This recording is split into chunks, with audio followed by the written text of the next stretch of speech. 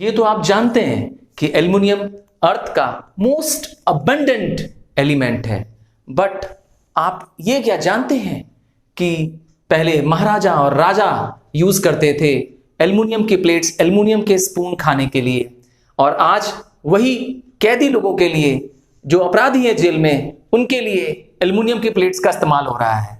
तो ऐसा क्या हो गया कि एल्युमिनियम पहले इतना महंगा हुआ करता था और आज इतना सस्ता हो गया है और हर घर हर जगह एल्युमिनियम इस्तेमाल हो रहा है। तो हेलो एंड जय हिंद student, welcome once again to my channel sir Tarun Rupani. और आज हम मेटलर्जी में एक्सट्रैक्शन ऑफ मेटल्स के द्वारा इसका राज जानेंगे कि क्यों मेटल जो एल्युमिनियम धरती का सबसे ज्यादा पाए जाने वाला मेटल आज वापस सस्ता हो गया है, जबकि पहले ये बहुत महंगा हुआ करता था, इतना महंगा कि गोल्ड से भी पहले महंगा होता था। So let's begin the chapter metallurgy. आइए स्क्रीन पर देखते हैं। मेटल्स को रिएक्टिविटी के हिसाब से 3 कैटेगरी में बांटा जा सकता है। यस, हाईली रिएक्टिव मेटल्स, वो मेटल्स जो अर्थ में पाए जाते हैं हमेशा कंबाइंड स्टेट में। यस, किसी न किसी ओर के रूप में, किसी न किसी नॉन मेटल के साथ कंबाइन होकर पाए जाते हैं। सोडियम, पोटेशियम, कैल्शियम, मैग्नीशियम, ये हाईली रिएक्टिव मेटल की कैटेगरी में आते हैं। अब इनका एक्सट्रैक्शन अगर करना हो, इनका रिमूवल करना हो, तो एक ही तरीका है, वो है इलेक्ट्रोलिटिक रिडक्शन। क्या हीटिंग से या किसी रिड्यूसिंग एजेंट से इनको रिड्यूस किया जा सकता है, इनको एक्सट्रैक्ट किया जा सकता है? जवाब है नहीं। क्यों? क्योंकि they have high reactivity, they combine with the non metals to form a strong bond. That is why इनको रिड्यूस करने के लिए, इनका प्योर फॉर्म पाने के लिए इन्हें क्या करना पड़ता है? इलेक्ट्रोलिटिक रिडक्शन करना पड़ता है। उसके बाद आते हैं दूसरे कैटेगरी ऑफ मेटल्स जो मीडियम रिएक्टिव होते हैं। ये मेटल्स रिड्यूसिंग एजेंट्स के द्वारा भी रिड्यूस किए जा सकते हैं, इनकी इंप्योरिटीज को निकाला जा सकता है। इसमें कैल्सिनेशन और रोस्टिंग भी यूज कर सकते हैं। स्ट्रॉन्ग हीटिंग से भी क्या कर सकते हैं? इनको रिड्यूस किया जा सकता है। और तीसरा और आखिरी कैटेगरी ऑफ मेटल आता है लो रिएक्टिव या no reactive. Example gold, silver, even platinum. तो ये मेटल्स जो कि लो रिएक्टिव हैं, ये यूजुअली नेटिव स्टेट में भी, अर्थात अपने ओरिजिनल रूप में भी धरती में पाए जाते हैं। तो इनका प्योरिफिकेशन या इनको प्योर फॉर्म में पाना ज्यादा दिक्कत नहीं आती है। That is why gold, silver and platinum are used as a costly metal and used in jewellery. तो चलिए आज जो हमारा प्रोसेस है, आज जिसके बारे में हमको जानना है, वो है एक्सट्रैक्शन ऑफ एल्युमिनियम। तो एल्युमिनियम धरती में सबसे ज्यादा पाया जाने वाला मेटल भी है, बट फिर भी इतना महंगा क्यों था पहले और आज सस्ता कैसे हो गया?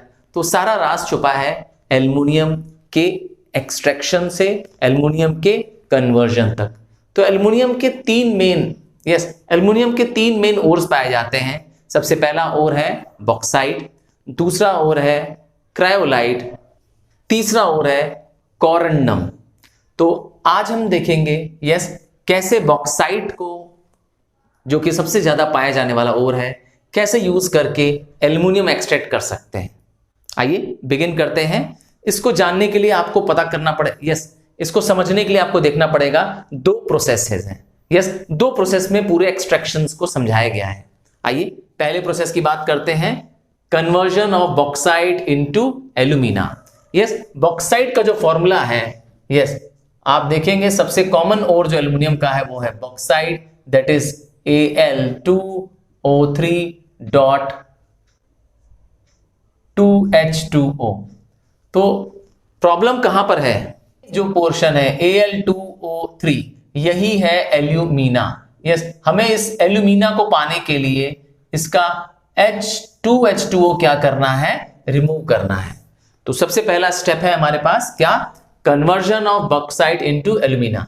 Al2O3.2H2O में से Al2O3 ही निकालना है, या इसको कह सकते हैं कॉन्सेंट्रेशन ऑफ ओर या प्यूरिफिकेशन ऑफ ओर। और इसके लिए लगाना पड़ेगा आपको बेयर्स प्रोसेस। बेयर नाम के साइंटिस्ट ने इसको डेवलप किया था, इसीलिए लगाना पड़ेगा बेयर्स प्रोसेस। आइए 4 स्टेप्स में इसको समझते हैं। पहला स्टेज है बेयर्स प्रोसेस। इसमें पहला स्टेप है क्या करना है, बॉक्साइट को जो कि रॉ एल्यूमिनियम होता है, एल्यूमिनियम का ओर होता है ना, उसको ग्राइंड करना है, पीस देना है और हीट कर देना है। हीट क्यों करते हैं बॉक्साइट को, ताकि उसमें जो वॉलेटाइल इंप्योरिटीज है वो क्या हो जाए, रिमूव हो जाए। अब इस हीटेड ओर को, जिसको हीट कर दिया है, उसको और कॉन्सेंट्रेट करने के लिए इसमें मिक्स करेंगे कॉन्सेंट्रेटेड सोडियम हाइड्रोक्साइड या caustic soda, other name is caustic soda, और इसको हीट करेंगे 140 से लेकर के 150 डिग्री तक टेम्परेचर तक लगाएंगे। आइए देखते हैं रिएक्शन के साथ क्या होता है। ये रहा हमारा बॉक्साइट Al2O3.2H2O, और इसको किससे रिएक्ट कराया, सोडियम हाइड्रोक्साइड जिसे हम कहते हैं कॉस्टिक सोडा, और क्या प्रोड्यूस हुआ, sodium Meta aluminate. Yes, sodium Meta aluminate produce हुआ, साथ में प्रोड्यूस हुआ खूब सारा वाटर, क्योंकि अभी ये गर्म है, हॉट है अभी समय सोडियम मेटा एल्यूमिनेट। इसे क्या करेंगे, थर्ड स्टेप में इसे सोडियम मेटा एल्यूमिनेट को क्या करेंगे, हाइड्रोलाइज कर देंगे, इसमें और वाटर ऐड करेंगे और इसे कूल करेंगे अप टू 50 डिग्री तक। यस, ताकि थोड़ा ठंडा हो जाए 50 डिग्री तक। क्या करेंगे, आइए देखते हैं रिएक्शन के साथ। तो अगला रिएक्शन है, ये रहा sodium Meta aluminate plus water, और वाटर ऐड किया, हाइड्रोलाइज किया, और देखा हमने प्रोड्यूस हो गया है again caustic soda, caustic potash वापस पैदा हो गया है, सोडियम हाइड्रोक्साइड, और क्या प्रोड्यूस हो रहा है, एल्युमिनियम हाइड्रोक्साइड। ये जो एल्युमिनियम हाइड्रोक्साइड है ये रेड मड की तरह है। यस, खूब सारा प्रेसिपिटेट, मडी और ग्रेनुलर प्रेसिपिटेट क्या होता है, नीचे सेटल हो जाता है प्रेसिपिटेट के रूप में, तो इसे कई बार रेड मड भी बोलते हैं इस एल्युमिनियम हाइड्रोक्साइड को। इसी एल्युमिनियम हाइड्रोक्साइड को क्या करेंगे, कलेक्ट कर देंगे, फिल्टर कर देंगे, ड्राई कर देंगे, और क्या करेंगे इस फोर्थ स्टेप में, यस चौथा, मैंने कहा था 4 स्टेप पे है बेयर्स प्रोसेस, तो चौथे स्टेप में क्या करेंगे, इस एल्युमिनियम हाइड्रोक्साइड को पानी से वॉश करेंगे, हीट करेंगे और 1000 डिग्री तक हीट कर देंगे। आइए देखते हैं रिएक्शन। ये रहा aluminium hydroxide heated to the temperature of 1000 degree, क्या प्रोड्यूस हो रहा है, एल्यूमिना। यस, यही हमें क्या करना है, निकालना है। यही इसका क्या है, मेन मकसद था। बॉक्साइड को किसमें कन्वर्ट करना था, बॉक्साइड को एल्यूमिना में कन्वर्ट करना था, है ना। तो एल्यूमिना प्रोड्यूस हो गया है और खूब सारा वाटर या स्टीम भी यस प्रोड्यूस हो रही होगी। ये स्टीम भाप बन के उड़ जाएगी, आप कलेक्ट कर लेंगे एल्यूमिना। तो ये तो हो गया फर्स्ट स्टेप। अब इस एल्यूमिना को कन्वर्ट करना है एल्यूमिनियम में, और यहीं पर यहीं पे प्रॉब्लम आती है, क्योंकि जैसे ही एल्यूमिना को हीट करेंगे और 2000 डिग्री तक हीट करेंगे तो एल्युमिनियम भी क्या होने लगेगा, यस वेपर के रूप में, एक्सट्रीम हाई टेम्परेचर में वेपर के रूप में क्या हो जाएगा, वेपोरेट होने लगेगा। नतीजा क्या हो जाएगा, लॉट ऑफ हीट भी इन्वॉल्व हुई और आपको क्या हुआ, एल्युमिनियम भी नहीं प्राप्त हुआ। इसीलिए एल्युमिनियम पहले जमाने में यस बहुत लॉन्ग अगो क्या होता था, बहुत महंगा होता था प्रोड्यूस करना, था तो धरती में सबसे ज्यादा, बट क्योंकि एल्युमिनियम प्रोडक्शन करना एक बहुत ही कॉस्टली काम था, एक बहुत ही लेंदी प्रोसेस था, इसीलिए एल्युमिनियम बहुत महंगा मेटल था। But thanks to Hall's Reynold process, yes Hall's Reynold process, Hall's नाम के साइंटिस्ट ने इस पे 3 साल तक रिसर्च किया और डिस्कवर किया ये प्रोसेस। तो अब हम देखने जा रहे हैं इसका पार्ट 2, जब हम एल्यूमिना को यस Al2O3 को कन्वर्ट कर देंगे एल्युमिनियम में। इसके लिए कुछ कंडीशंस हैं, आइए समझते हैं। आइए अब देखते हैं सेकेंड स्टेप, जब हम कन्वर्ट करेंगे यस इलेक्ट्रोलिटिक रिडक्शन करेंगे। क्या करना है हमें, अब हमारे पास उपलब्ध है Al2O3 और हमें इसे बनाना है एल्युमिनियम। तो एल्युमिनियम बनाने के लिए इसको एक टैंक का इस्तेमाल करेंगे। स्क्रीन पर देखेंगे आपको दिखाई देगी एक इलेक्ट्रोलिटिक टैंक। यस, ये स्पेशल टैंक है ना।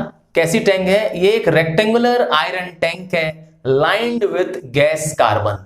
इसमें कार्बन का ही कैथोड यूज किया गया है, कार्बन लाइनिंग लगाई गई है और कार्बन के ही रॉड्स को एनोड के रूप में किया गया है, आप स्क्रीन पे देख सकते हैं। आइए अब देखते हैं इसके अंदर क्या इलेक्ट्रोलाइट दिया जाता है। यस, लिक्विड कंडक्टर इलेक्ट्रोलाइट होता है। तो जो एल्यूमिना निकला था आपके पास, जो मॉल्टन एल्यूमिना निकला था वो, और इसमें क्रायोलाइट और फ्लोरोस्पर किसने मात्रा में लेना है, 1:3:1 के रेशियो में, या 20% एल्यूमिना लेना है। यस, एल्यूमिना जो अभी हमने बनाया बॉक्साइट से वो, और क्रायोलाइट भी एक एल्यूमिनियम का ओर होता है, उसको यूज करना है। कितना लेना है? 60% लेना है, और फ्लोरोस्पर लेना है। ये तीनों, ये तीनों चीज को यूज कर रहे हैं। यही तो खोजा था हॉल्स जी ने। इससे क्या हो जाएगा, हमारा टेम्परेचर जो हो जाएगा 2050 से घट के कितना हो जाएगा, 950 डिग्री हो जाएगा, जिससे एल्युमिनियम के मॉल्टन होने पे वेपर होने की, कन्वर्ट करने की चांसेस नहीं रहेगी। अर्थात एल्युमिनियम मॉल्टन की रूप में क्या हो जाएगा, इसमें कलेक्ट हो जाएगा। इस टैंक की खास बात क्या है, इस टैंक में स्लोप बना हुआ है जिसमें मॉल्टन एल्युमिनियम क्या हो जाएगा, कैथोड से कलेक्ट किया जा सकेगा। अब क्वेश्चन आता है कि क्रायोलाइट क्यों यूज करते हैं? तो cryolite that is sodium aluminium fluoride क्या करता है, reduces the melting point. Yes, alumina का मेल्टिंग पॉइंट रिड्यूस कर देता है, 2050 से घटाकर कितना कर देता है, 950 डिग्री कर देता है। और क्या फायदा देता है, increases the conductivity. Yes, conductivity improve कर देता है। ये फ्लोरोस्पर क्या करता है सर, है ना, ये fluorspar that is calcium fluoride, ये क्या करता है, इसका क्या रोल है, इसमें क्यों यूज करते हैं इलेक्ट्रोलाइट में? तो again fluorspar along with the cryolite helps to increase the conductivity. Fluorspar act as a solvent, क्योंकि मॉल्टन एल्यूमिना एक अच्छा कंडक्टर नहीं है, तो उसकी कंडक्टिविटी को भी फ्लोरोस्पर क्या कर देता है, इंप्रूव कर देता है।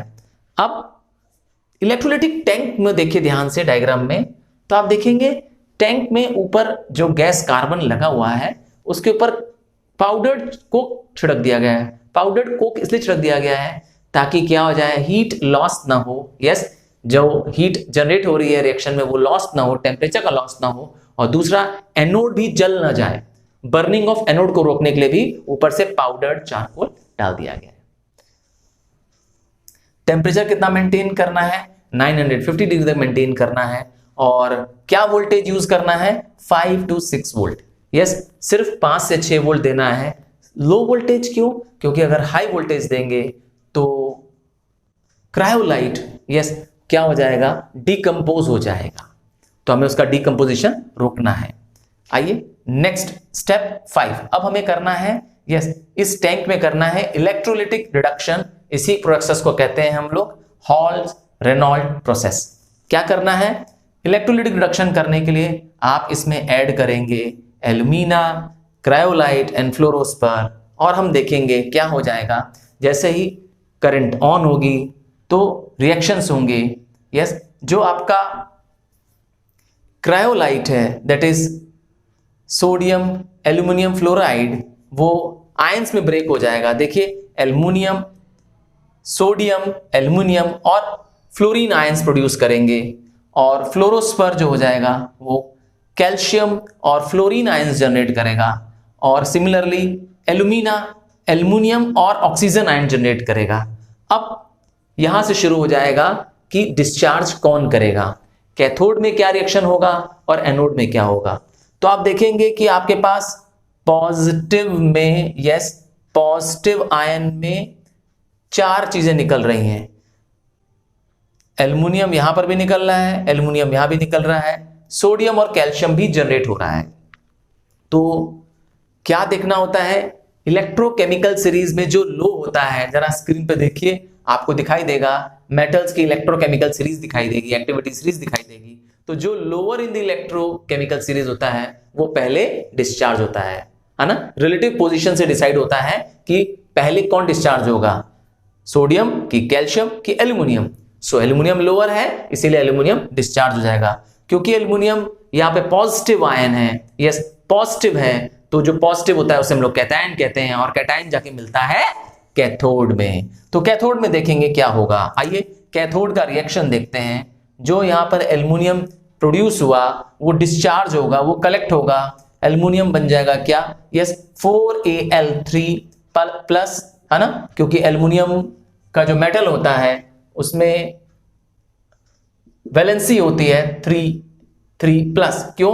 क्योंकि ये मेटेलिक आयन है, इसीलिए वैलेंसी होती है 3 प्लस।